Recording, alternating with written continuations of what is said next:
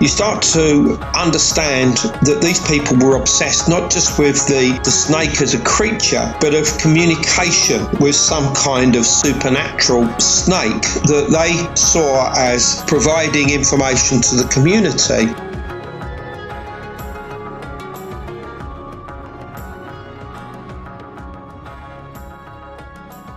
These people were obsessed. Communication. Supernatural snake.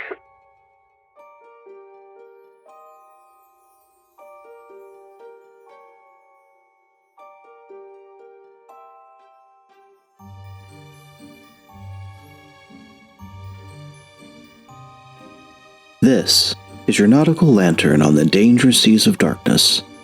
Let's push off from the placid shore of the status quo and explore what's beyond the horizon. I am your host, BT, and this is Truth and Shadow, your podcast of the supernatural.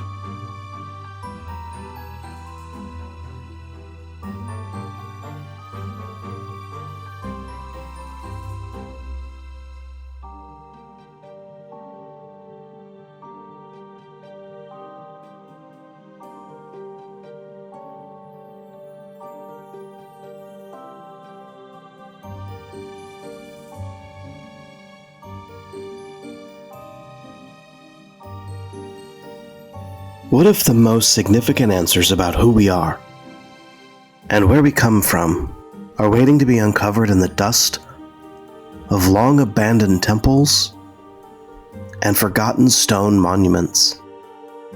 Karahan Tepe. It's a name most people haven't heard of, and yet it holds a mystery that could rewrite the very foundations of human history.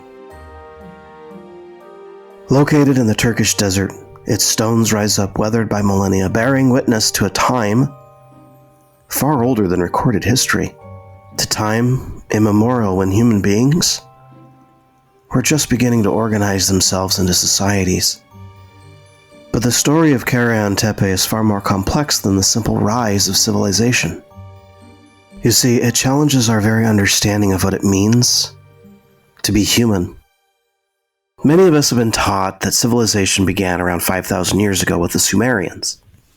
But Karahan Tepe and its more famous sister site, Göbekli Tepe, forces us to look much further back to a time when humanity was just beginning to emerge from the last ice age. These ancient sites, more than 10,000 years old, suggest that humans were not just hunter-gatherers, but sophisticated builders, astronomers, and dare I say, mystics? And they weren't working in isolation. There was something powerful, something seemingly otherworldly that influenced their lives. That brings us to the Anunnaki. In the ancient Sumerian text, the Anunnaki were the gods who descended from the heavens, who brought knowledge, and shaped the course of humanity's development. Some say they were just myths, a way for early civilization to explain the inexplicable.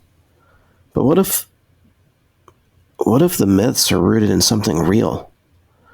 What if, as Andrew Collins suggests in his book, Karahan Tepe, Civilization of the Anunnaki and the Cosmic Origins of the Serpent of Eden, that these beings weren't just the product of ancient imagination?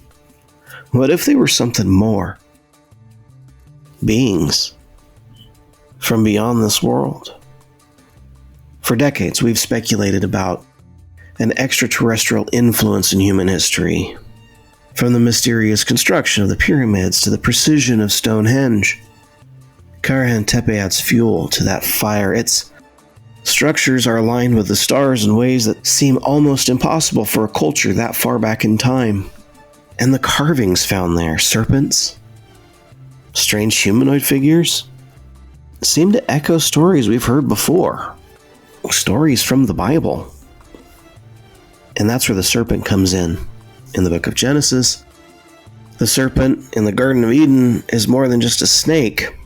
It's a being that brings temptation and knowledge.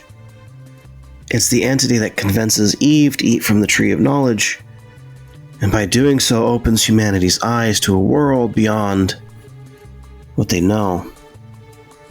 But what if this serpent isn't a mere metaphor? What if the serpent was an echo of something ancient? Something that the builders of Karahan Tepe, maybe even the Sumerians, knew about. But it's something we've long forgotten. Collins makes a bold suggestion that the Serpent of Eden and the Anunnaki are connected, that they represent a force, or perhaps a race of beings that played a pivotal role in the rise of human civilization. And if he's right, then Eden wasn't just a paradise lost. It was the site of the contact event, an intersection between humans and those things far more advanced. The reality is far more complex, far more connected to the stars, far more intertwined with the cosmic forces that have always been part of our journey. The ancient builders knew it, the stones know it, and maybe, just maybe, so do we. After all, it's always the unanswered questions that haunt us the most.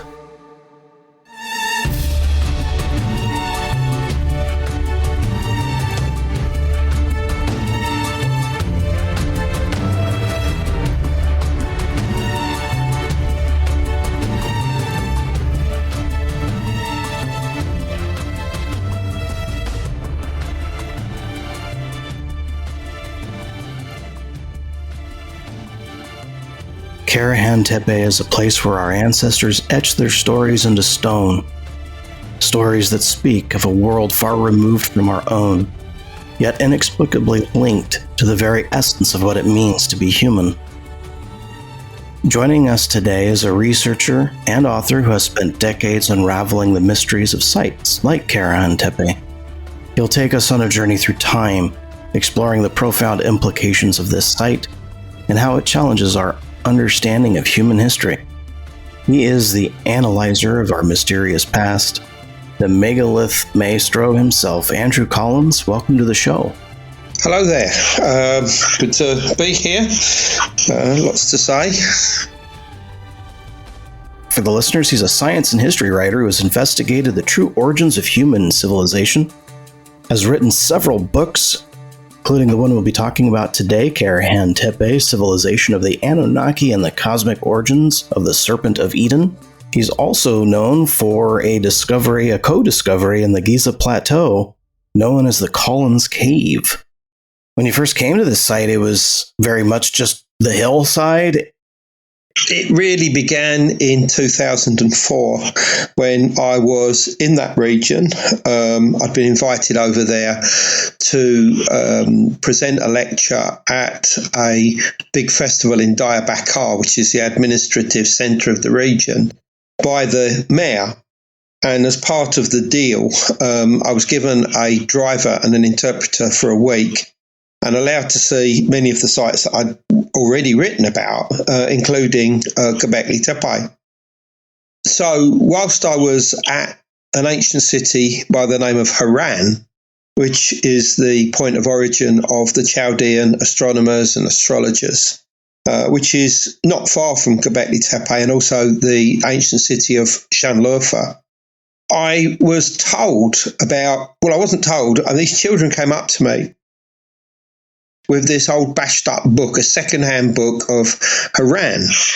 And in it, right at the back, there was a picture of a T-shaped pillar, like the ones that were found at Göbekli Tepe. And it was said that it was located at a place called Karahan Tepe. There was a little bit of information, not much. And when I saw this T-shaped pillar, I just thought, I've got to find this place. And over the next few days, I contemplated this. We went back there, and I mean, essentially nobody knew where the hell it was. I mean, but eventually, there was a guy on a tractor in Arab clothes, and we asked him where it was, and he just sort of pointed. And eventually we ended up at this farmhouse, and this little boy came out, and, our interpreter spoke to him, and again, he just pointed at a hill. So we walked up to this hill, which was about, quarter of a mile away from where we were. And as we walked towards it, I could start to see loads of stone tools all over the place. I mean, to start off with, there was just a few, but the closer you got to the hill, they were everywhere. There were thousands of them. Now, I'd seen something similar at Göbekli Tepe just a few days earlier, when I had to walk to that, because back at this time there were no obvious roads to get there, or certainly none that we were able to locate. So we had to just walk across the fields, across valleys to get to Göbekli Tepe, and it was the same thing there. The closer you got, the more stone tools that you found. So I knew I was in the right place. And then once I actually got onto the hill, what you could see beneath the soil and rubble, and also the grass that was growing, were the heads of what were quite clearly T-shaped pillars. So we were examining these. We also examined a number of L-framed fragments of what are known as porthole stones. Now, again, these were discovered also at Göbekli Tepe, and that they acted as entrances into stone enclosures, and they'd obviously got broken up. And the strange thing is that looking at them, they could easily have come off of a medieval building, a mullion's from a window. And yet I knew instantly these were at least 10,000 years old, arguably 11,000 years old. And I mean, the place fascinated me right from the word go. I mean, what's so strange is that I was trying to look at one broken T-pillar that was just laying in the valley below it. And I was trying to reach underneath it to see if there was any stone carving on it. And our driver obliged, sort of just pushed it over, and exactly where my hand was, there was this huge scorpion. And it sort of, it really affected me, because I just thought, oh my God, I could have been, seriously injured here or even killed. And it played on my mind. And what's so weird is that many years later, after all of the excavations would begin at Karahan Tepe, what became clear is that just like at Göbekli Tepe, where there was a series of astronomical alignments, is that they were also present here at Karahan Tepe. But, they weren't just pointing in any old direction. They seemed to be pointing directly towards the Scorpius constellation, where we find the galactic bulge, which marks the centre of our own Milky Way galaxy. And this seemed to be present on various of the enclosures there. And I started to realise that this seemed to be the primary focus of the enclosures at the site. And you had to ask yourself, well, what's going on here? Why would you, point enclosures towards this area of the sky? Well, the answer seemed to be that the galactic bulge is like this sort of light bulb-shaped end of the Milky Way. And in ancient cultures, it was seen as the head of a serpent that was the Milky Way as a whole. And all over Karahan Tepe, there are images of snakes and serpents all over the place. They're either carved on walls, they're carved on the front of pillars. And even two of the actual enclosures may well have been carved into the shapes of heads of snakes, one of which is a particularly peculiar place, which is known to the archaeologists as structure AB, but to me, we call it the Pillar Shrine. And inside it, you have these 10 rock-cut pillars that are actually cut out of the hillside itself. And then an 11th one, which has clearly been manufactured outside and brought in and put in a slot, a curved one that almost looks like a tongue coming out of the ground. And once you start realizing that this could be the head of a snake, you start to understand that these people were obsessed not just with the snake as a creature, but of communication with some kind of supernatural snake that they saw as perhaps providing information to the community. And of course, this was like the start of the research that I was doing to try and understand the significance of this snake. And what you start realizing is that they were concentrating on the center of our own Milky Way galaxy, to communicate with this cosmic entity. And why the head? Because these people believed that the soul resided in the head or skull. I mean, they would remove the skulls of those that had died and keep them by and use them for communications. This was something that was quite common across the Near East. So, their main focus of interest would obviously be the head of this cosmic serpent or this celestial serpent. And, you can imagine perhaps shamans in these enclosures, going into trances and believing that they are communicating with some kind of celestial serpent. In the same way that many different cultures around the world and contemporary cultures, even to this day, channel snakes. It happens, for instance, within voodoo tradition of Haiti, where you have, gods that are seen in terms of snakes, where people believe that they become possessed by these snakes, fall on the ground and actually crawl along the ground. It happens also in a big festival in Thailand, for instance, where they also channel snakes and people believe that they get possessed by them. And of course, you have to say, well, what's the purpose of this? Well, it's clearly gathering otherworldly information. And I think that one perfect example of this in the ancient world is the Oracle of Delphi. Now, people get an idea of this, of some kind of, priestess sitting on a tripod, throne or seat, taking up the vapors that are coming from deep underground and falling into a trance, and the god Apollo talking through her. But it was far more complicated than that, because the form of Apollo that would come through and talk to the oracle was in the form of a snake. And the actual vapors themselves were rising up from a dead serpent that had been killed, according to tradition, by Apollo directly beneath the actual shrine, which of course formed part of the Temple of Apollo. So this is clearly a very ancient cult that had been taken over by, the priesthood of Apollo at some point. But the importance of women there and priestesses could not be overlooked. So obviously they formed part of this new religious ideal that was going on at Delphi. And I think that something similar was going on at Karahan Tepe. It wouldn't surprise me, although we haven't got any proof of this as yet, the main emphasis probably was on a female cult there. I mean, one of the examples of that is that very recently a 12,000-year-old shamaness was discovered in this area. Just recently, this was announced.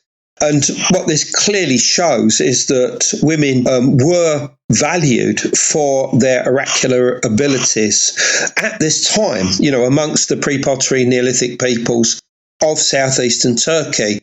So I think something like this was going on. But of course, then you have to start looking at what were the consequences, the outcome of all of this. The culture behind both Karahan Tepe and Göbekli Tepe, which archaeologists refer to today as Taş Tepeler, which means stone hills, a name derived from the fact that they use stone primarily, and also the hills are the occupational mounds, in which their settlements are found today, almost like sort of layer cakes of human activity, is that the legacy of this, I think, continued on in this region. And not only here, but probably spreading to other parts of the ancient world. So you have the memory of some kind of celestial or cosmic snake that becomes mythologized as what's known as the world encircling serpent or world encircling snake. And this was seen to, obviously, as the name suggests, surround our whole world. It was associated with the Milky Way. And it's there in Akkadian tradition, it's there in Hindu tradition, and it's even there within the traditions of the indigenous religion of the region of southeastern Turkey known as the Yazidi. They also talked in terms of a world encircling serpent that, pivoted around, and it was said that if ever the head met the tail, the end of the world would come.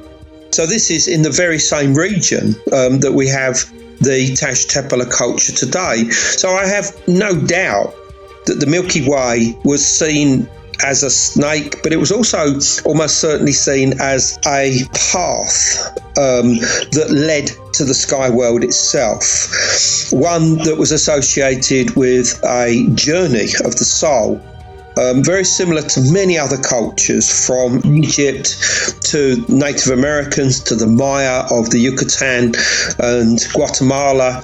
All used the Milky Way as a road or river to the sky world. You add onto this some of the other key symbols at places like Göbekli Tepe and Karahan Tepe of the vulture, for instance, which was the most important psychopomp. In other words, a bird that would accompany the soul into the next world. You've got a pillar at Göbekli Tepe called Pillar 43, otherwise known as the Vulture Stone, because of the huge great vulture centrally placed within it.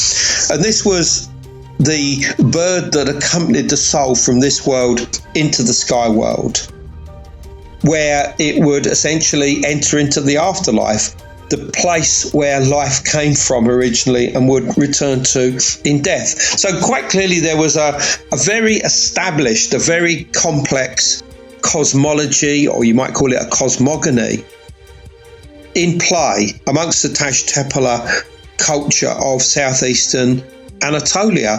And you can see this within the carved imagery, and the architecture at both Göbekli Tepe and Karahan Tepe, and clearly the other sites that are now being uncovered that also form part of the Tash Tepe culture. The existence of snake or serpent worship throughout many cultures. I mean, from the great goddess of the Minoans to the Vishaps of Armenia, Ararat region, and then all the way down to ancient Sumer, shows that there's either clearly a path or a trail of ritual, we'll call it tradition, being passed down through time, or maybe even with the movement of civilization itself. And so I'm curious as to what kind of relationship do we have with Karahan Tepe, Göbekli Tepe, and rises of civilization in places like Sumeria and eventually into Babylon?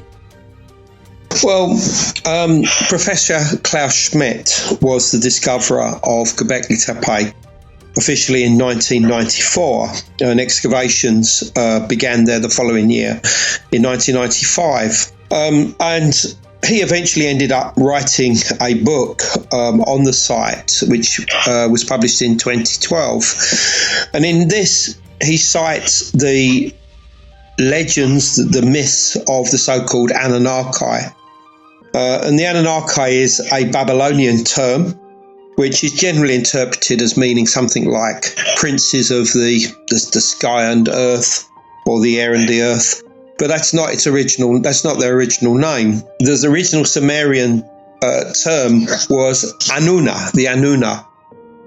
And Anunna simply means possessive of the sky, basically. I mean, so if we can assume that meant people, it means like the people of the sky, or to put it quite simply, the sky people. Now, obviously, it's very popular today to see the Anunnaki as space beings that came down here 250 million thousand years ago, to mine gold, and they either created or genetically enhanced humans to mine that gold, and then they took that gold off the planet. Now, I don't think that that's the case, and certainly nor did Klaus Schmidt. I mean, clearly, you're talking about the gods of the Sumerians. The Sumerians were the people of Iraq, or what we now know as Iraq, and they themselves saw their forerunners, the prime movers behind the establishment of Sumer, as having come from the north, come from the mountains of the north. And there was somewhere known as Karsag or Harsag, which was like a cosmic mountain or a world mountain. And on this was a mound called Duduku. And this was the home of the Anunna. And it was said that from there, the Anunna gave to mortal kind sheep and grain as sustenance.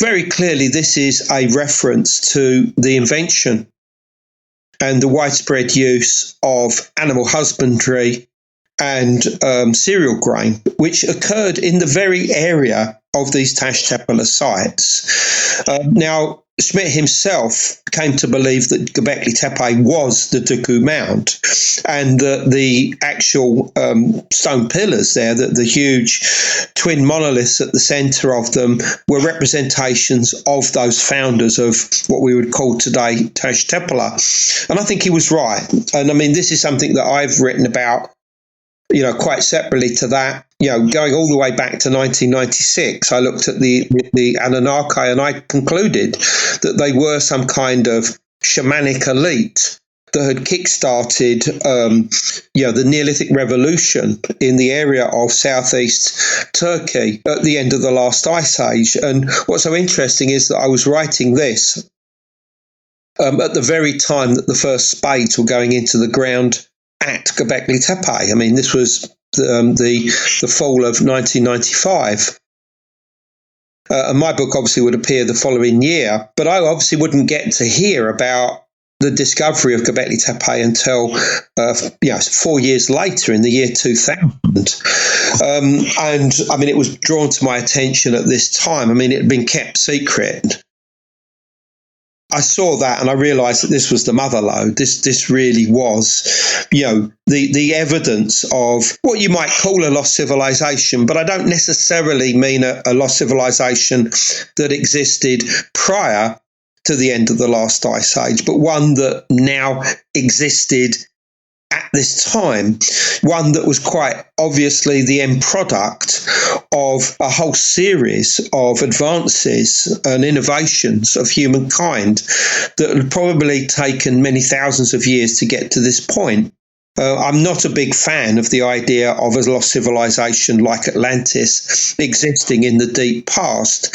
I think in many ways it's a red herring, and it's stopping us really truly understanding where a lot of the mysteries of the foundations of civilization actually really came from, which in my opinion, you know, we have to look towards some of our own distant cousins for answers, like the Denisovans and also the Neanderthals, who were incredibly advanced, far more advanced than many people, including academics, are prepared to give them. We can talk for hours about the Denisovans, for instance, and all of their achievements. So what's going on in southeast Turkey is the end product of something that been going on for a long time, and that the Anunnaki themselves, or the Anunna, are essentially the prime movers that enter into this region probably around the end of the Younger Dryas period, so probably about 12,000 years ago, and kickstart something. Now, they're not the only ones, and I don't necessarily think that they were the actual builders of Göbekli Tepe and Karahan Tepe. I think they just kickstarted the whole thing. I think that there was probably a cosmopolitan mix of people in southeast Turkey at this time. You had people like the Natufians coming up from the Levant. You had peoples coming in from the Marmara region of Western Turkey who were also very advanced. You had people coming down through the Caucasus others coming across the Zagros Mountains from Iran. And all of these were there, I think, ripe and ready for change, particularly at the point when it starts getting warm and creating a much more temperate climate, following the end of the last ice age. And amongst these, I think what happened is that a shamanic elite comes along and says, look, we can make sure that these cataclysms that almost certainly triggered the Younger Dryas never happen again. However, you have to do what we say, and that includes the building of these very strange stone enclosures. And I think that the people went along with this. I mean, otherwise, how would you get together hundreds, if not thousands, of hunter-gatherers whose normal lifestyle would be just roaming around the countryside, looking after their family, perhaps a larger social group that they hung around with? Why would they all want to just stop and take up residence at certain locations to build what essentially becomes the first monumental architecture in the whole of human history? It just doesn't make sense unless there was a common goal. And I think that common goal was cosmological, but it was also a case of survival. I think that there was still the memory of some very terrible events in human history that had taken place. And if they could find a means to ensure that they never happen again, then they were going to take that route. Absolutely. I mean, it sounds a lot similar to when I was taking archaeology courses for stuff in ancient Mexico. A lot of these are similar, motivating individuals down there to start building these giant ziggurats. You had to have a reason for it. It was usually cosmological. So what I'm curious about is the geometry itself has played an interesting part of human history, from the beginning of the hand axe tool being used, the way that those were made geometrically, all the way through to the clear sites, the way Karahan Tepe is. In the south, there's these midden heaps that are all found, but there's no midden heaps in the north, or there's other sections of it. And I'm really curious as to what's going on there. Well, I can't really speak about the middens. When you say middens, you mean just like rubbish? The rubbish and garbage and piles, yeah. I'm not sure, but going back to what you said about obviously the geometry and the use of the hand axes, there's a forked answer here. One, we have to go back as early as 1.75 million years ago to the creation of the first Acheulean hand axes in places like Kenya, in the Rift Valley, where suddenly you get these beautiful geometric formed hand axes that suddenly appear following a time when you had the Odowan tools, which were simply, pebble tools, no more than pebbles picked up out of the riverside and smashed and used. Suddenly we were creating these most beautiful geometric forms. What happened? Well, I think that the answer to that is that at the same time that we formed these hand axes, we're also using fire for the first time. And why is that important?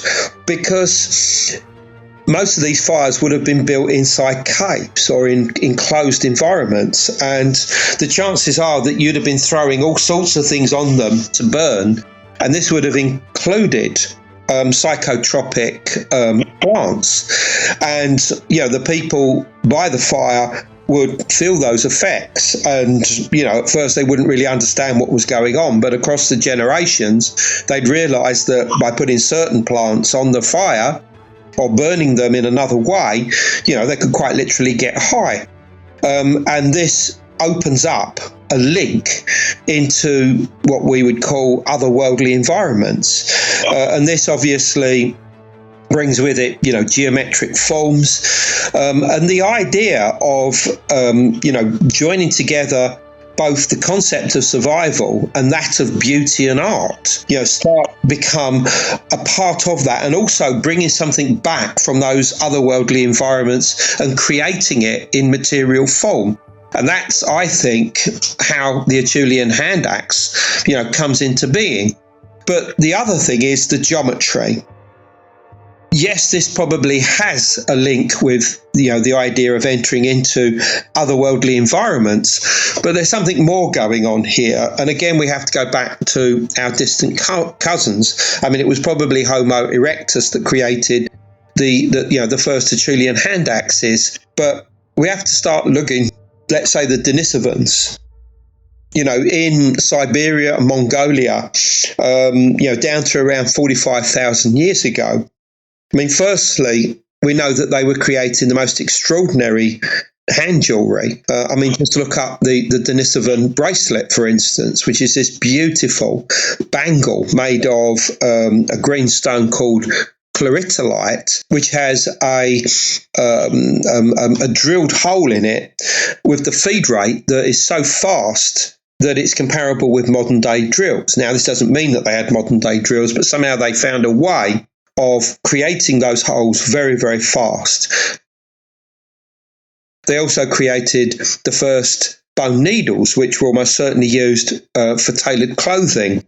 They also created, amongst the first musical instruments, they created the toolkit that would eventually be used throughout the Upper Paleolithic period, right the way down to the time of Göbekli Tepe.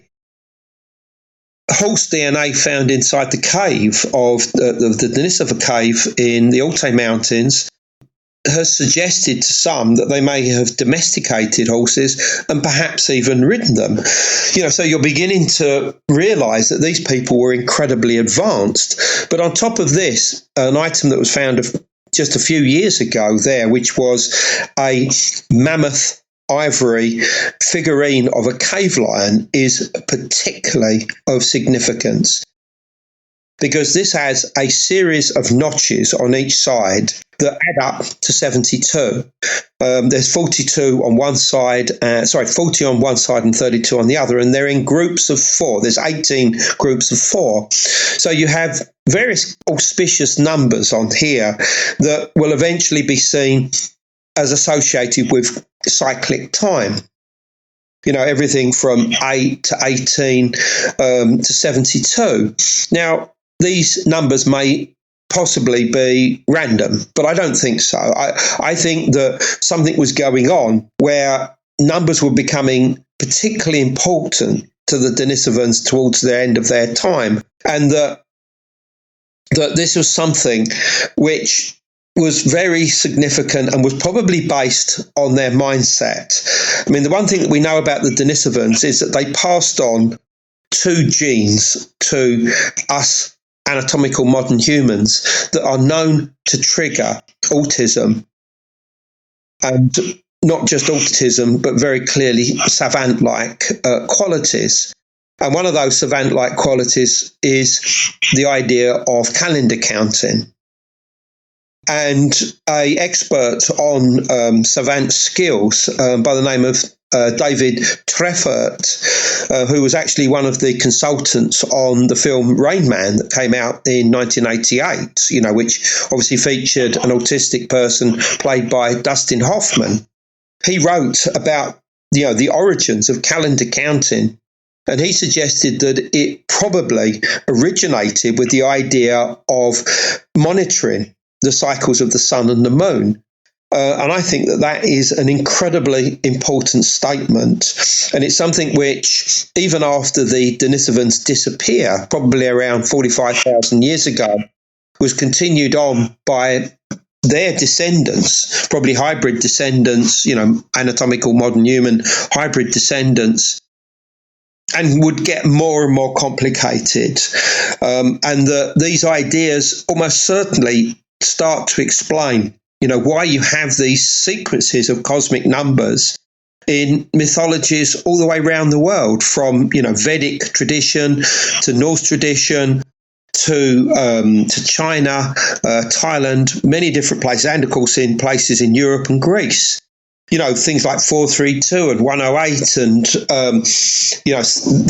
they all are based on cyclical time and monitoring the relationship between the sun and the moon.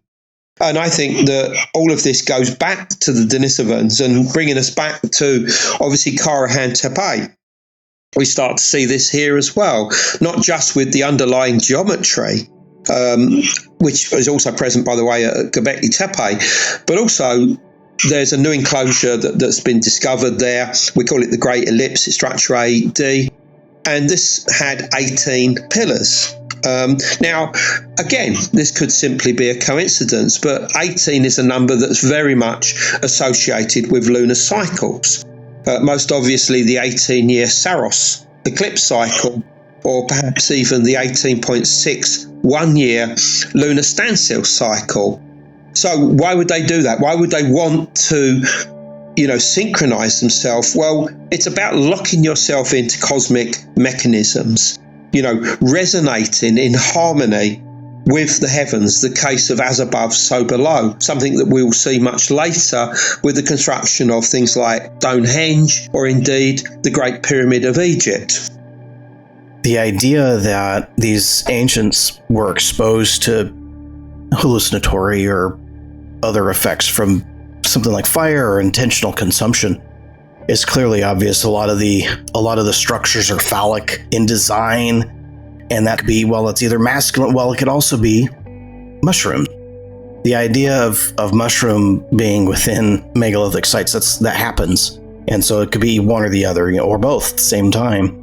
And I'm curious as to basically how would this culture be remembered through myth and legend within the idea, or within this contextual idea of their geometry?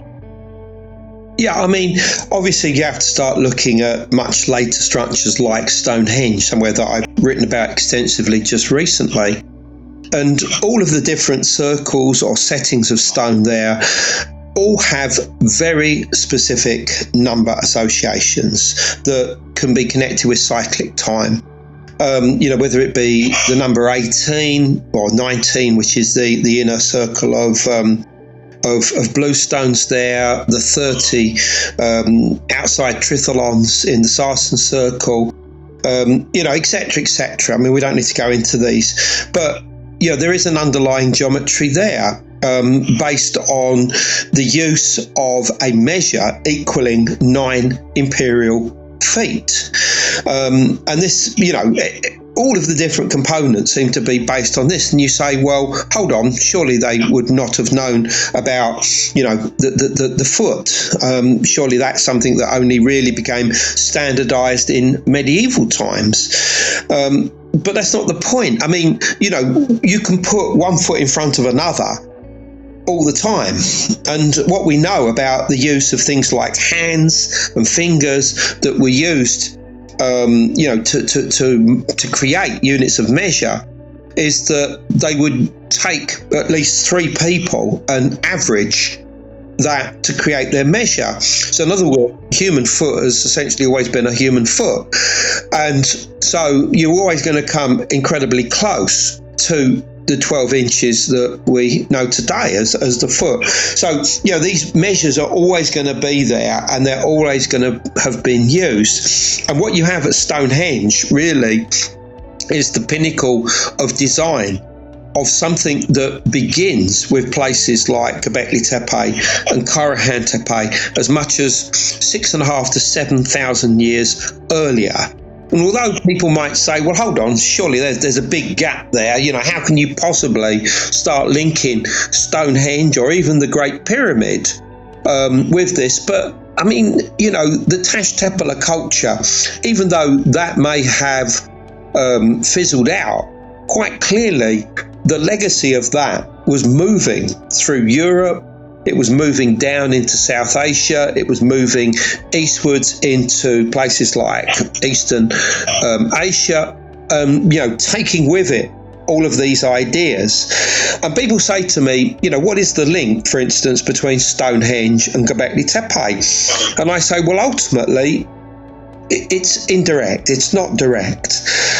You have to start looking at where all of the knowledge and innovation behind Göbekli Tepe came from in the first place. And for this, you have to look eastwards of Anatolia, right the way to places like Siberia and Mongolia, for people that started their own migrational journey, arguably as much as 30,000 years ago, and that they themselves were probably the descendants of the Denisovans who had this incredible mindset in the first place. And you have migrations of people carrying not just their DNA, but also the evolution of stone tools like microliths from Mongolia, almost like a paper trail going from there that ends in places like Anatolia, right at the foot of Göbekli Tepe. But there were other migrational routes as well. Whereas one was going to the south of the Ural Mountains that divide Europe and Asia, others are going to the north side of it. So those are going into Northern Europe, places like Estonia, Lithuania, Finland, and of course Scandinavia. And they are bringing these ideas across there, maybe in a slightly different form. They are going from there down into the now lost landmass called Doggerland, and from there into Britain. And one of the places that they unquestionably set up is the Orkney Islands of Scotland. And there rises an incredibly sophisticated culture called the Grooveware people. And around 3000 BC, they start spreading out into other parts of Britain, either creating or certainly developing a series of ritual complexes, including the Boyne Valley in Ireland, Avebury, and of course Stonehenge. And these were all created by the Grooveware. So in other words, you can take all of this back like some kind of, family tree, if you want, all the way into the Urals and beyond that, into Siberia and Mongolia, a journey that's taken tens of thousands of years to actually create these pinnacles of achievement of monumental architecture, like the Great Pyramid in Egypt or Stonehenge in Britain, or of course Göbekli Tepe and Karahan Tepe in southeastern Turkey. All of these sites being used as calendar sites. Yeah. Reflecting basically the galaxy, the cosmos above. Yeah.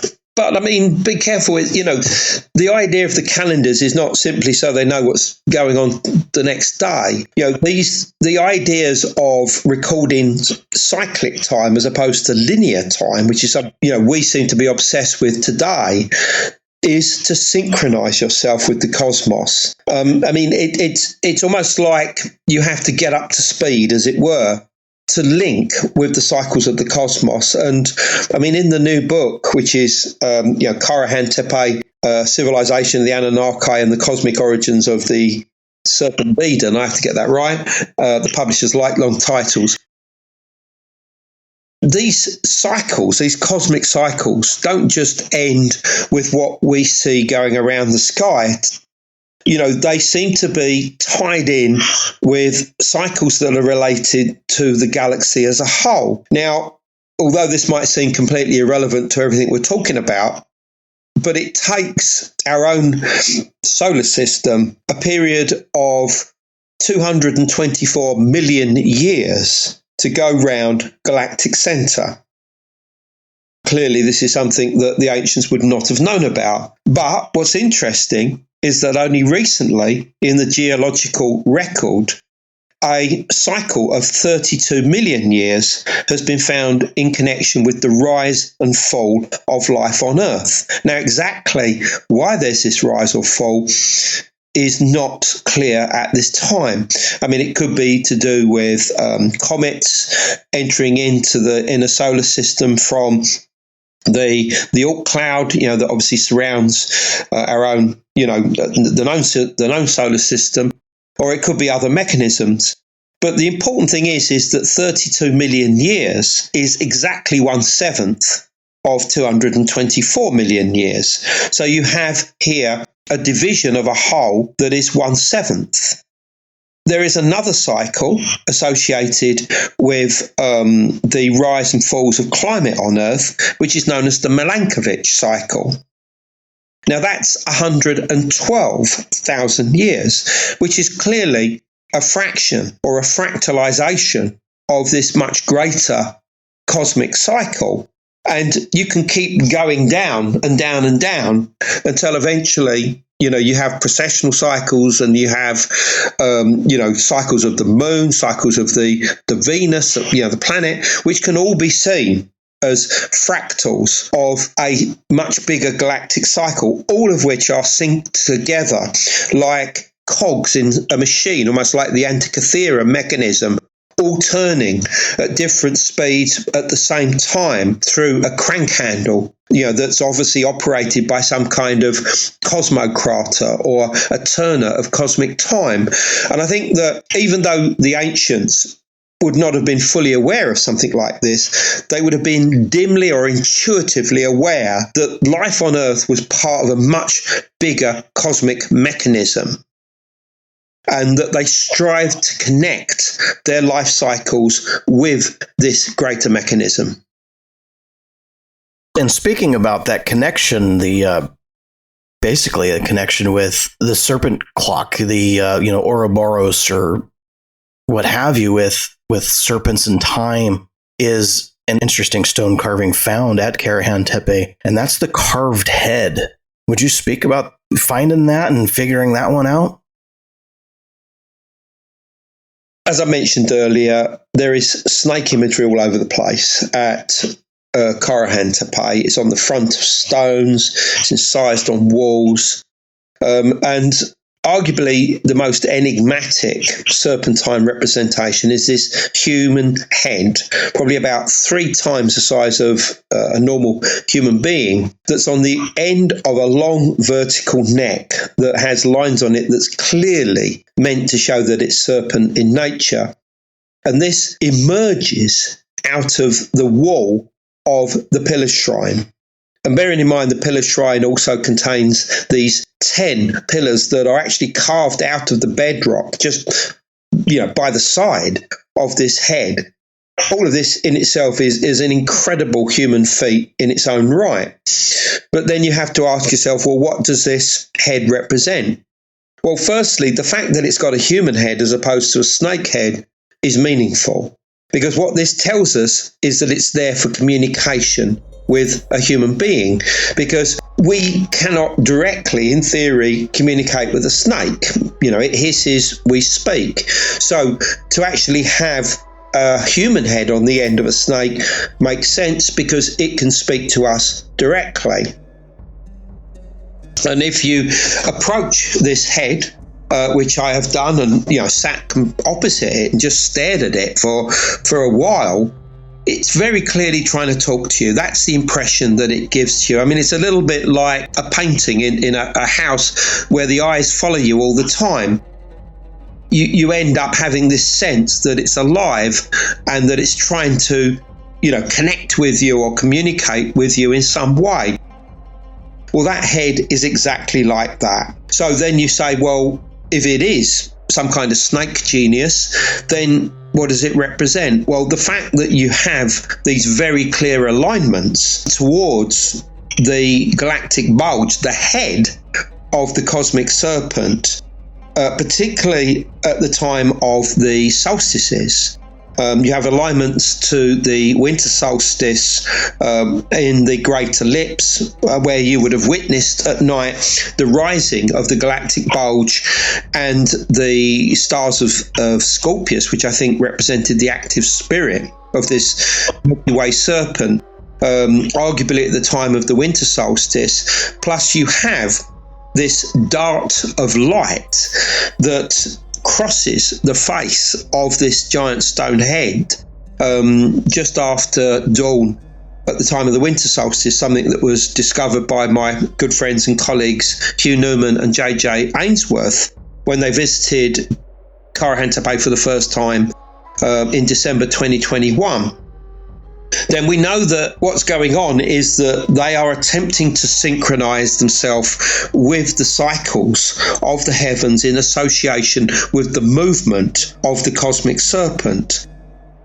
Moving to another shrine there, known as the pit shrine, structure AA, that's aligned not only to the setting of the sun at the time of the summer solstice, so that's 6 months away obviously from the winter solstice, but if you're in that same shrine just 2.5 hours later, you see the Milky Way standing vertically upright as darkness falls, right where the galactic bulge can be seen.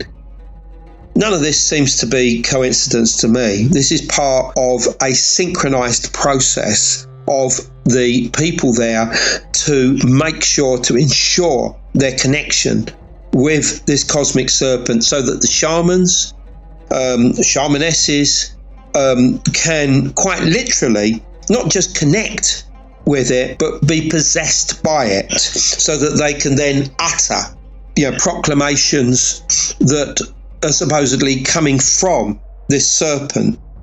And I think that this is one of the ways that the culture of Tash Tepela moved forward and advanced very quickly, because so many firsts can be attributed to them.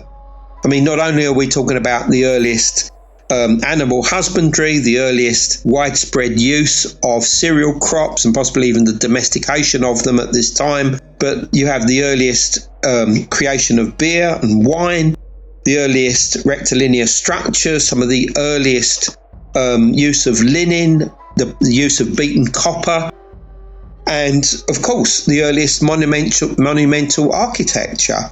All of this can be attributed to Tash Tepela. And you have to say to yourself, well, what were they doing right? Well, I think that a lot of it has to do with otherworldly communications. And this involves altered states of consciousness, probably the use of hallucinogens. You already mentioned mushrooms. I think that that's probably correct. As I wrote in various of my books to do with Göbekli Tepe, there is so much mushroom imagery there that it has to have been a symbol of incredible importance to them, suggesting the use of hallucinogens. So, you combine all of this together and you're progressing, advancing in a way which is probably much faster than a lot of your neighbours in other parts of the ancient world. But what's the legacy we've got to ask ourselves of all of this? Well, clearly we have the stories of the Anunnaki, we have the stories of the Watchers and the Nephilim of the Book of Enoch, which were also said to have given humankind the rudiments of civilization, and they too were in the same area. I mean, for instance, at Haran, which is the ancient city very close to Göbekli Tepe and Karahan Tepe, the story about its foundation, or the story of the earliest astronomy and astrology there, is that it came from a stone that was found there that was left in place by the Watchers. Now you think, well, what was that? I mean, could this possibly have been one of these T-pillars, like Pillar 43 at Göbekli Tepe, that they were able to decode in some manner that helped them, whether it be pictorially or intuitively, to evolve the astronomy and astrology of the Chaldean peoples, the peoples of southeastern Turkey, that would go on to influence the foundation of the Orphite Gnostics that would emerge during late antiquity in these same areas. Around southeastern Turkey, in northern Syria. And of course, what did they believe? They believed in a gnosis, a divine communication with God through a cosmic serpent, one which was associated with the sky, associated with the serpent of Eden, which was itself reviled, of course, by the Abrahamic faiths, like Israelites, by the Christians, by Muslims. And yet, quite clearly, this is at the back of this knowledge that was given to humankind in the Garden of Eden. The Garden of Eden itself is said to have been Shanmurfa. It is said that this was where God placed Adam. This is where Adam and Eve were kicked out of the terrestrial paradise, and they go eastwards onto the Haran plain, where, according to local traditions that are talked about even to this day, and I bring out in the book, that this is where Adam and Eve create agriculture. Yeah, that figure, when I had first seen it, it looked like its mouth was pursed, like you would be breathing out or talking. And I think that's really interesting because the Greek, we've got the word pneuma, breath, and then you got the Latin word that comes from that's inspirio, or inspiration. And I think you're absolutely onto something. There's definitely, you sit in front of this and you've gained inspiration directly from the head there. And then on the existence of it in cultural memory is rich. Every culture has a serpent, something in the back of their mind being spoken about. And listeners can find your book pretty much anywhere books are sold.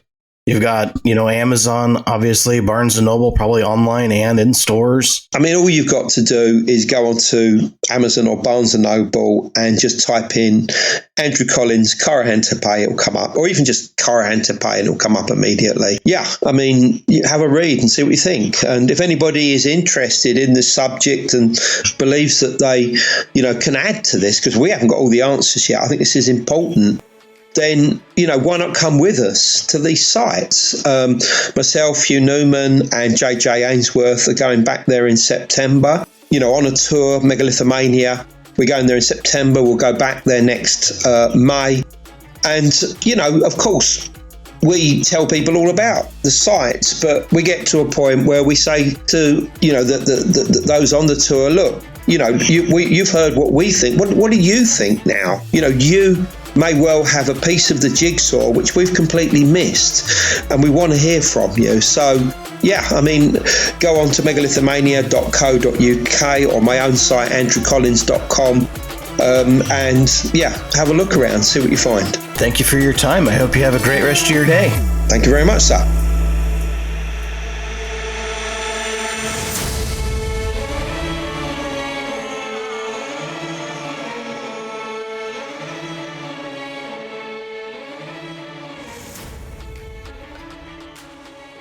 Thank you for listening.